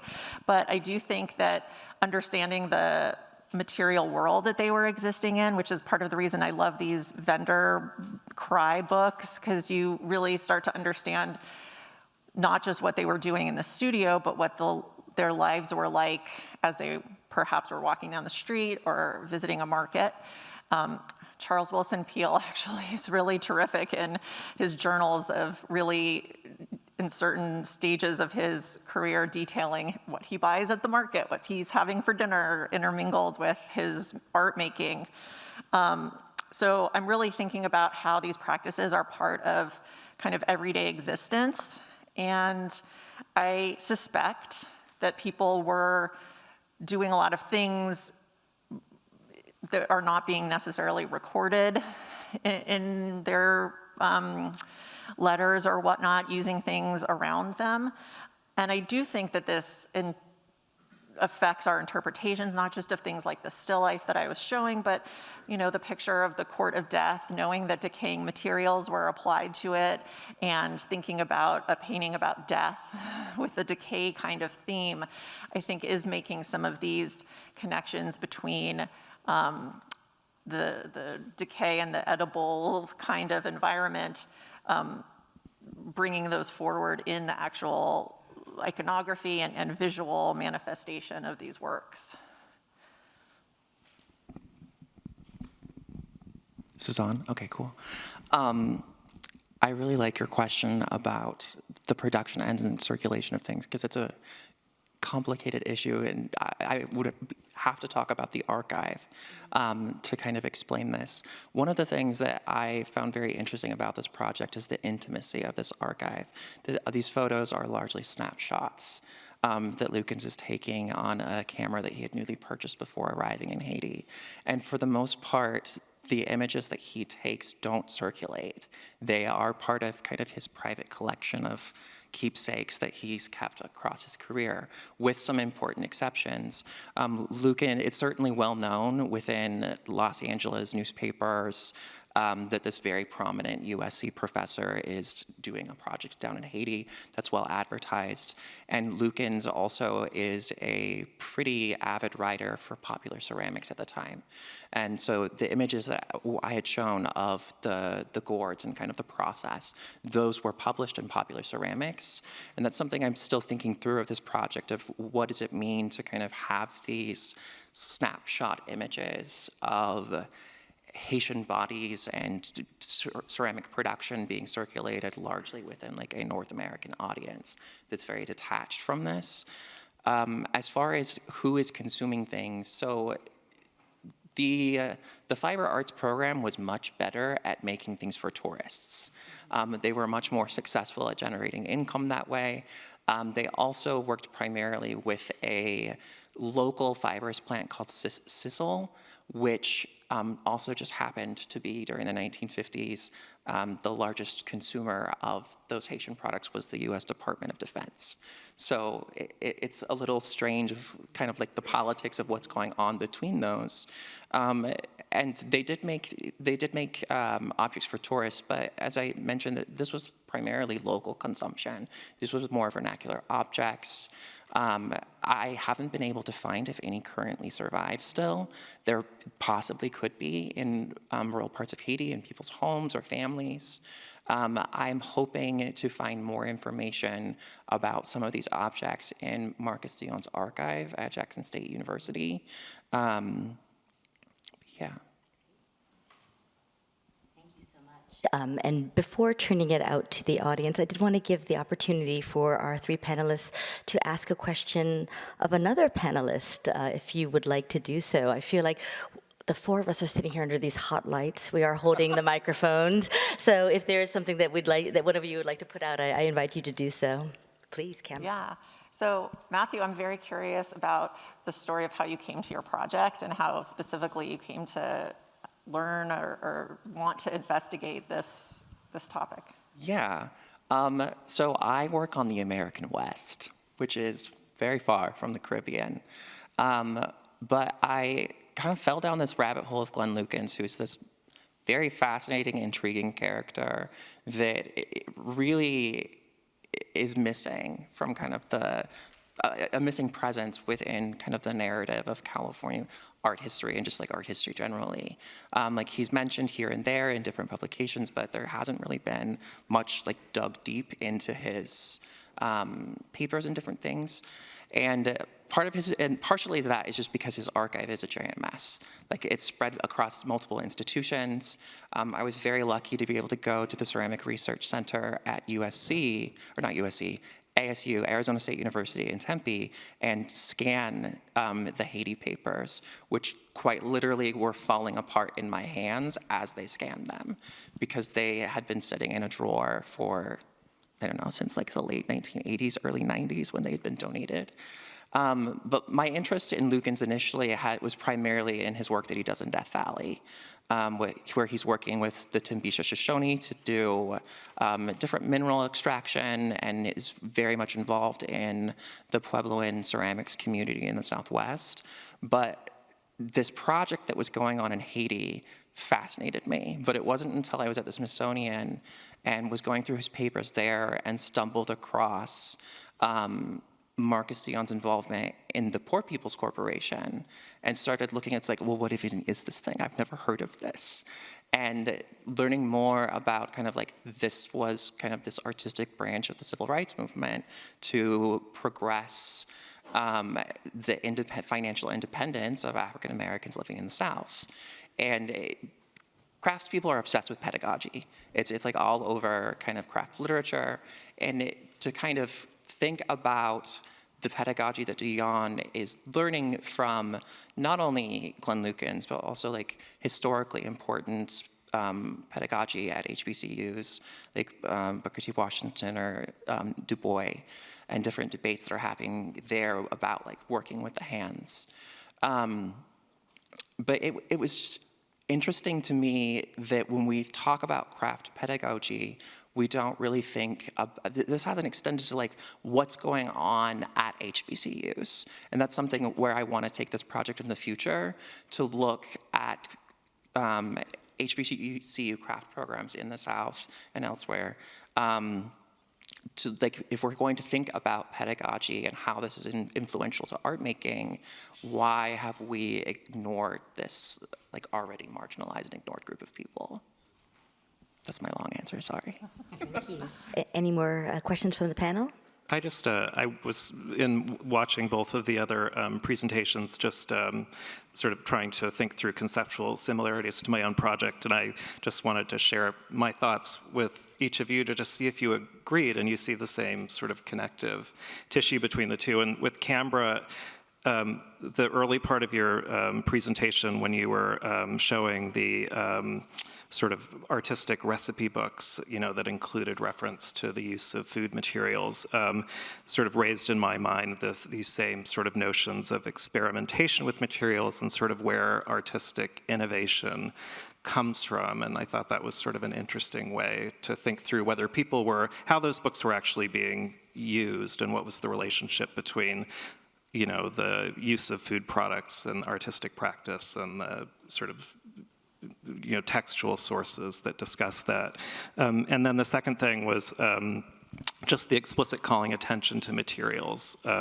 So there was that sort of lovely reference to bacon fat in one of the works and sort of a self-reflexivity and that I thought was interesting and it got me thinking about the way in which my objects seem to explicitly be calling attention to wood in all these interesting ways. And then with Matthew, I was thinking about improvisation with materials because of limitations and constraints. I think in the case of your objects, financial resources and development support or lack thereof, but how that also sort of forces innovation, but in ways that then become significant to the meaning of the objects in really interesting ways. And so I was thinking about that in the context of my own objects as well.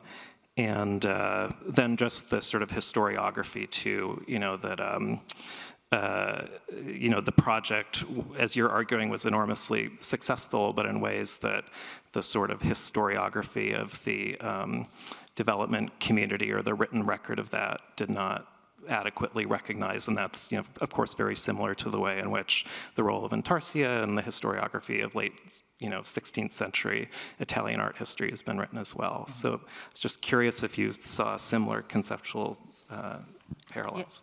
Yeah, absolutely. Experimentation is something that I've been thinking through a lot, and I wish that I may have firmer conclusions about some things down the line, but this idea that these European texts were being used in a new environment that was not Europe, and a lot of these artists were trying so hard to do things in the European way, a lot of kind of inferiority complexes among them to try to live up to these European standards when the fact of the matter is they are not in Europe. So I think in some ways, reliance on these texts at all in these new environments is kind of an experimentation.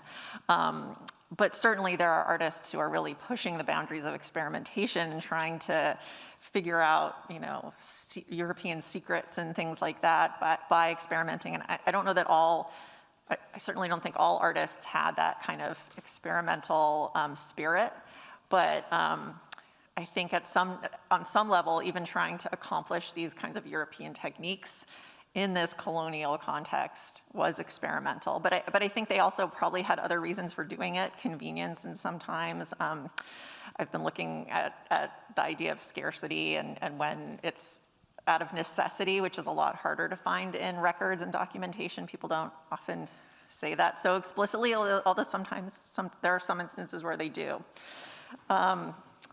So yeah, the text versus use. And I also, besides looking at the treatises that were disseminated, something that I'm also going to be looking into in later sections of the project is almost the flip side of that, where I hope to look at more examples of lay people's recipe books that do include things like recipes for ink and paint, where they're very much engaging in similar practices as artists, but not from the treatises. They're writing these things down for their own practical uses.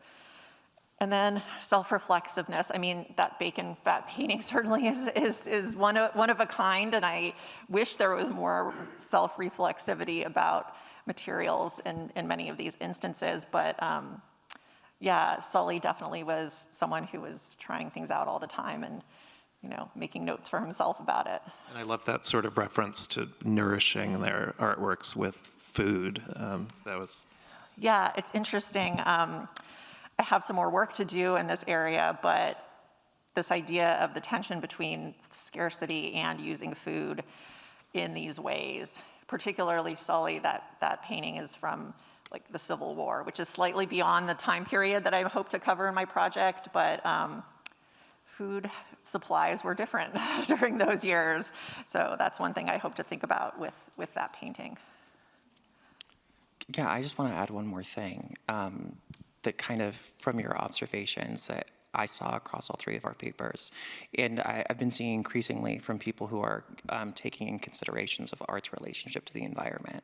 And that's this relationship to the agency of the non-human, and how much, like certainly in your project, that comes into play quite a lot with these worms that are just, I don't know, there were a lot of worms.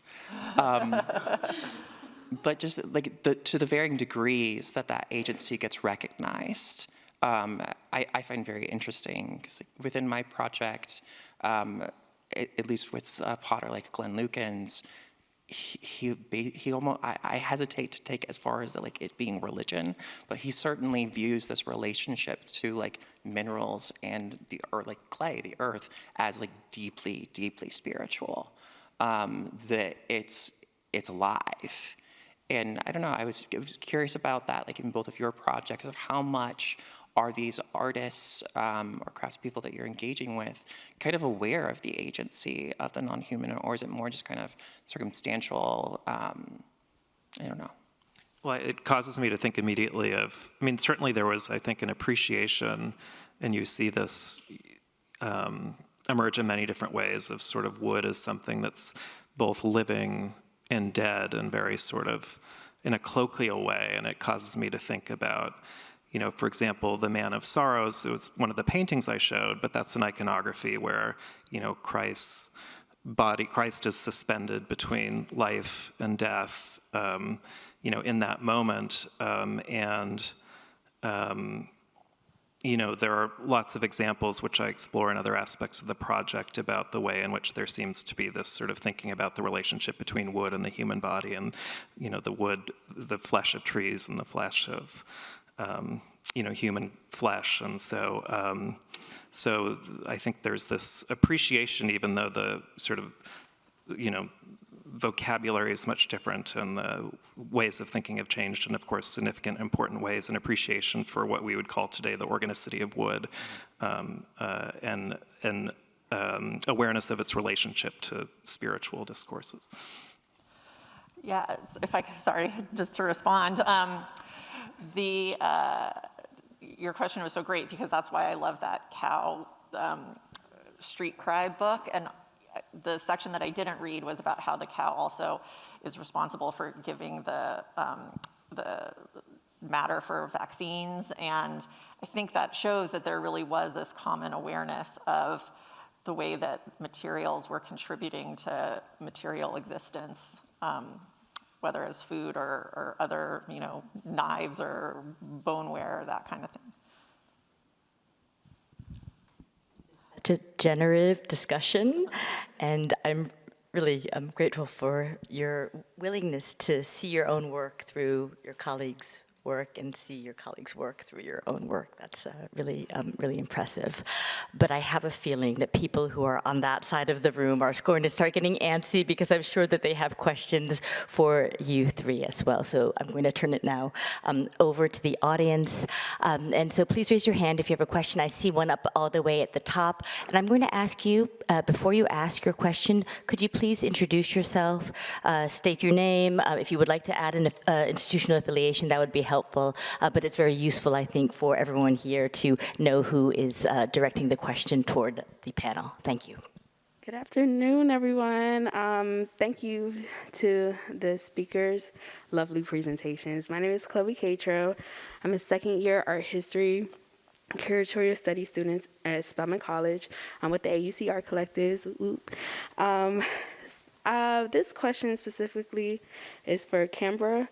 How have the methods of sustainability you spoke about in your presentation within the creation of art trickled down to today's artist practices, or how have these ingredients, or how are these ingredients relevant to today's artists? Are they necessarily? Yeah, thank you for that question, because that's something that I'm very much thinking about is, I mean, we have all these environmental crises taking place, you know, every single day we hear more and more about them. And so I am thinking about what learning about the past can help us understand about today.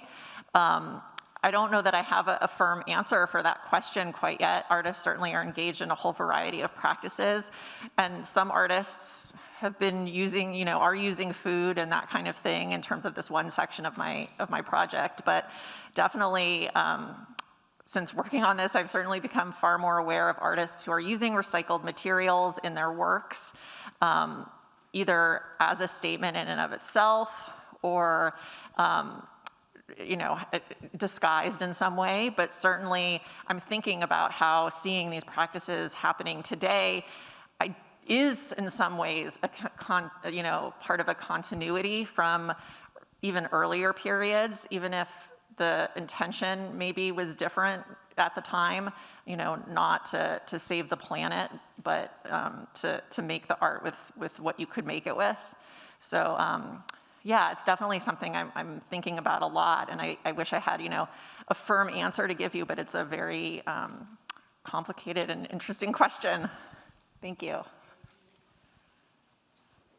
think I saw someone right here in the middle, or a few people in the middle, and again, please introduce yourself.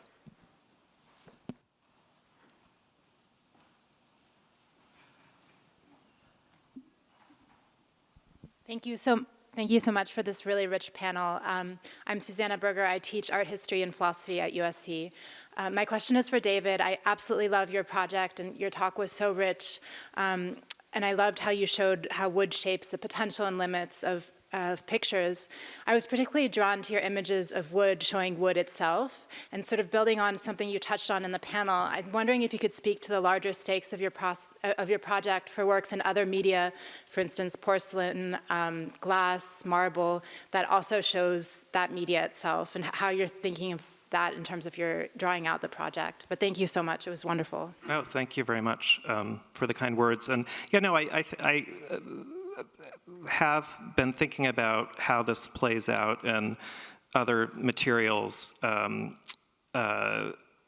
forms especially that you see a little bit later than Intarsia, that call attention, you know, to materials in similar ways. So for example, you know, pietra dura, which, you know, in some ways replaces Intarsia as, you know, the sort of preferred inlay art form in various spaces. You see a similar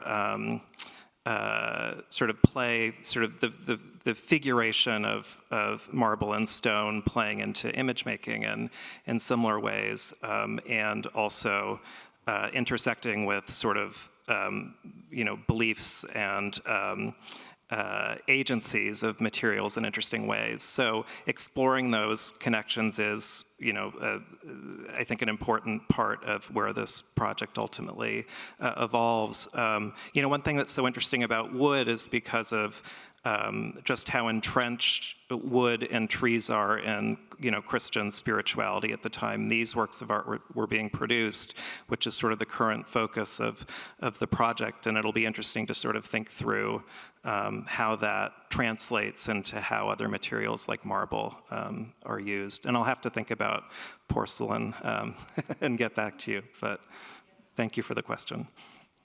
Is this still on? It is? Okay.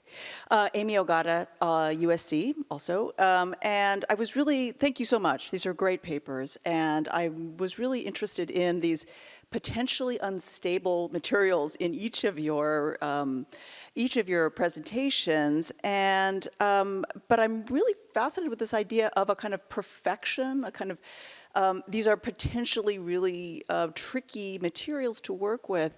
And in each example, that's a kind of overcoming of the problem. And so I wondered if you encountered failure at all, or if this is at all part of your projects, and what that might say about an art history that privileges a kind of immaculate perfection triumph over materials. Thanks. I mean, I'll go, I guess. So how I would respond to that, I guess, is to say that ceramics is an exercise in failure. Like, it most often doesn't work. Like, you're dealing with weird chemicals and minerals, and people are opening up kilns and throwing things inside, and they're like changing atmospheric stuff and doing things afterwards. And sometimes you don't dry the clay correctly, and then it blows up, or it breaks, or it falls apart. And I tried to do ceramics once, just like I took a class so that I could better know the research. And I found it so frustrating that I couldn't get it to do what I wanted it to do, and it could not like let go, because this kind of like drive towards perfectionism, like I read and write about these things, I wanted it to look like the stuff, but it failed. And it was like, I absolutely hate this. This was stressful. I'm not doing this again. But I don't know that I see it so much as like, it's something that, this kind of triumphal narrative that had to overcome, something had to be overcome, as so much that like it was the reality of the situation. Like especially in 20th century ceramics, when so much isn't written down and shared until much later of how glazes work and how you replicate certain glazes, people are literally just like trying whatever they can to see what happens, and documenting it so that it can be preserved for future generations of students when people actually finally start sharing information. But yeah. I would just say I think about failure a lot in the context of these objects, because in some ways they were sort of spectacular failures in the sense that wood does rot, and these stories of having to rip out the choir and replace it with other materials are certainly true in a lot of cases. They deteriorated, and I focused on some of the potential ways in which woodworms are generative, but there also were, of course, enormously destructive in these objects too. So I don't mean to downplay that, but I think what's, and there's this very sort of funny story about one of the intarsia makers, Benedetto da Maiano, who prepared this very beautiful intarsiated object and sent it off to the King of Hungary, and the box opened and all the inlays fell out because of moisture. So it was an art form that very much involved failure, but what's interesting to me is all of the ways, even if the art form ultimately failed and was displaced, there are ways in which intarsia makers calling attention to the surface of wood lived on in other art forms and in other media. So there's a survival in intermedialities and a survival of aspects of sort of ideas and approaches to art making provoked by the craft that I think are interesting. And so in that sense, what I'm trying to point out is it's not a failure potentially at all. It just survives in different ways. So. Yeah. The artists that I've been reading about and studying very much are concerned about failure. They're constantly talking about what paints are going to fade or crack or how to prevent this problem or that problem. So I only imagine that there were many things that did not survive to our current time that were failures. And your question really touches on something that I think is going to be kind of an overarching idea of my project, which is just this idea that the artworks that we see at a place like the Getty or museums really are these repositories of materials that have survived from prior times. And they're, like you said, the success stories in some ways. But I think they're also really interesting to be thinking about them as these collections of materials that have made their way into the present day. And those are the things that are available for us to study, not the things that, failed and were cast aside. But yes, definitely that's a concern throughout a lot of these artists' writings and work, but also something I'm thinking about kind of in the project at large. Yeah.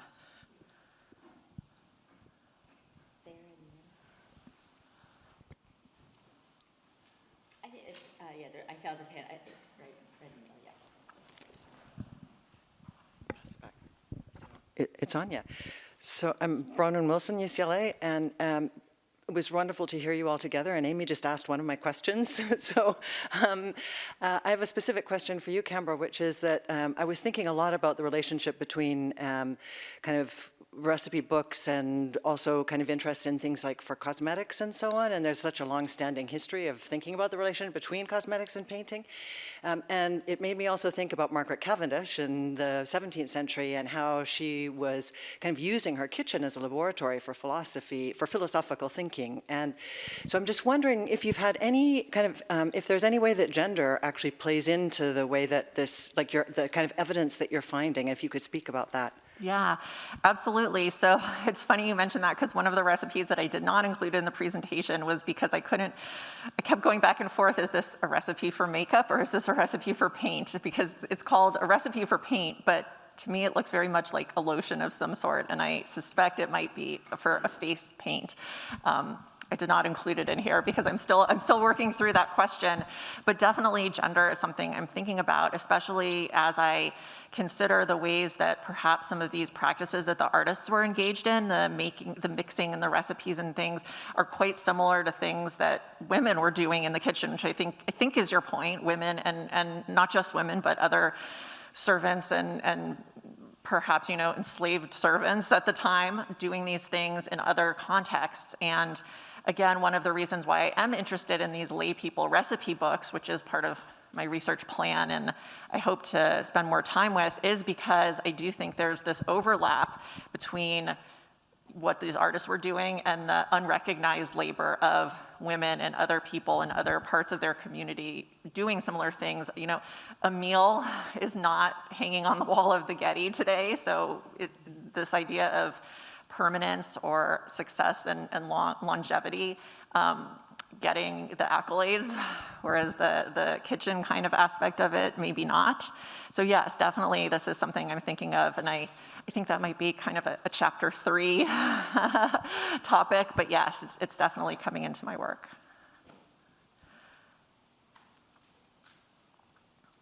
And I think right back there.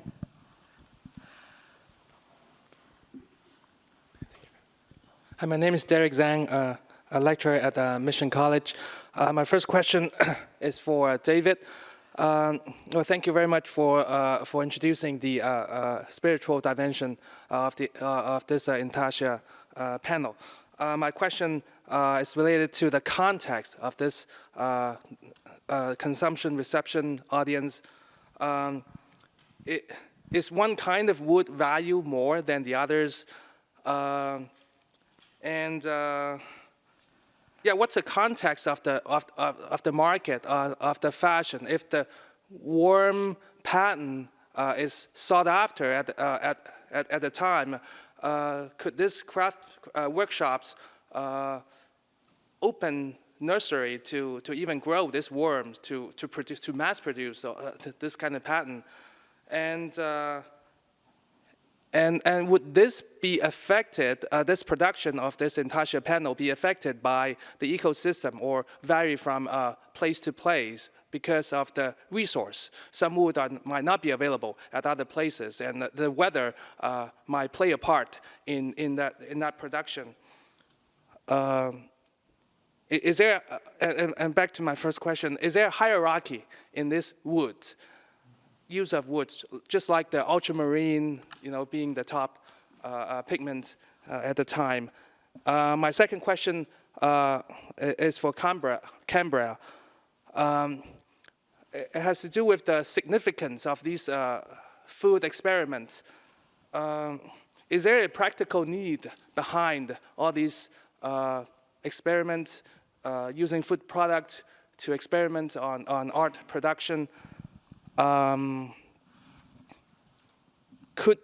is it possible that they might be using painting, the art production, to actually understand or study food themselves, or identity? What's the significance for European, for the colonists, or for the European or colonists? That's my question. Thank you. So to address the few parts of your question, the first one on just a hierarchy of woods, I think certainly some woods were more valuable than others, and so that would have affected the use to some extent. There were suppliers of, woods and various specialized woods that, would have been purchased by intarsia makers, and there was also sort of a secondary market and the purchase and sale of woods between craftsmen. In terms of, your question about woodworms and sort of, how woods which could potentially have included those marks to begin with would have been included, whether that, I haven't seen any evidence that there was any, wood that was sort of, trees that were sort of intentionally infected by woodworms, or sort of an intentionality and trying to create those sorts of patterns to be used in panels. But the way I have been thinking about it is, and interested in exploring further, is that it was more sort of improvisational. So in addition to purchasing woods on the market, there were also discard piles of wood at any supplier of wood. And so what interests me is the potential that sort of even amongst the low-level workers working, of course there is a craftsman whose name is associated with many of these projects, but they would have, run a large workshop. That maybe some of these examples that you see were sort of serendipitous improvisations by woodworkers who, may have decided to include woods that were figured in a particular way, or maybe contained woodworm marks in these sort of interesting ways. In terms of your question about the relationship between these and, climate change or local environmental conditions, that is a really interesting question. You do see, to just focus on the wood infected by chlorociboria, that does require certain climactic conditions, sort of microclimactic conditions to develop, and you do see, it used frequently in certain installations and much less frequently in others. It gets complicated because notwithstanding that intarsia has been sort of approached regionally, so different sort of regional styles. One of the things I'm sort of interested in exploring further is the mobility of the craftsmen themselves, and there were certainly different approaches within workshops, but craftsmen moved around. So there's a craftsman, Fra Giovanni da Verona, who was from Verona originally, but produced panels in Tuscany and in Verona, also as far south as Naples. And so one of my case studies, which I still am in the process of working through, is one of his installations in the Church of Santa Anna dei Lombardi in Naples, and just trying to understand how the whether materials were sourced locally or were purchased and sort of brought with by the craftsmen who were involved in that project. And that, I think, is connected to the same question of whether local climactic conditions sort of express themselves in these panels in interesting ways. So it's a super interesting question and part of this project.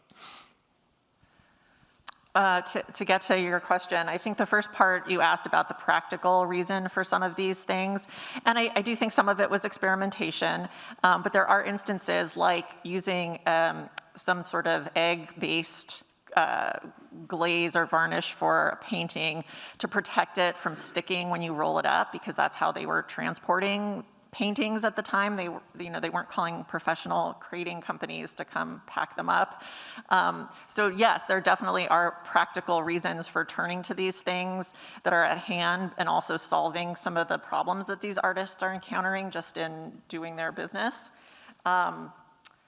I think that was the first part of your question. And then are the food people learning from the paint people? I haven't thought about that really, to think of that direction of knowledge exchange is happening. I'm trying to think of where I might even see that. Certainly these like recipe books, these homemade, kitchen-based recipe books that have recipes for ink or paint, I think they might be getting those from these kinds of treatises, but I'd have to think more about if they're trying to learn about food through that. I'm not sure that that's the case, but it's an interesting idea. There are many more questions among this group, and I hope that they can be discussed over coffee, and I hope there's coffee out there. And we'll be taking a break for 30 minutes. So we'll see you in 30 minutes. Thank you. Thank you so much to the panelists.